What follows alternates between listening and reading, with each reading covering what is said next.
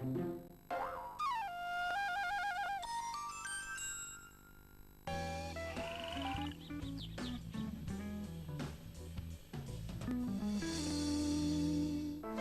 ఈరోజు స్టోరీ టైంలో మనం చూడబోయే కథ బాలుడి కథ.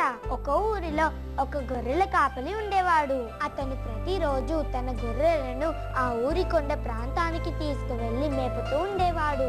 ఒక రోజు అతనికి ఏదో ఒక సరదా పని చేయాలనిపిస్తుంది. అనుకున్నదే తడువుగా ఒక రాయి మీద నించొని గట్టిగా తోడేలు వచ్చింది, తోడేలు వచ్చింది, అది నా గొర్రెలను తినేస్తుంది అని అరుస్తాడు.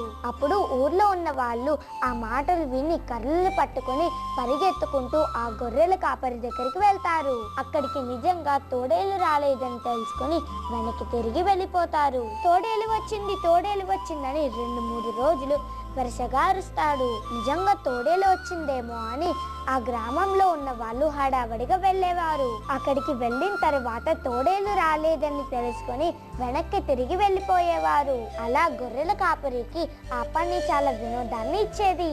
కానీ ఆ ఊర్లో వాళ్ళు అతని మాటలు నమ్మడం పూర్తిగా మానేస్తారు. ఒకసారి ఏమైందంటే నిజంగా తోడేలు వస్తుంది. దాన్ని చూసిన ఆ కాపరి తోడేలు వచ్చింది, తోడేలు వచ్చి అని భయంతో పెద్దగా అరుస్తాడు.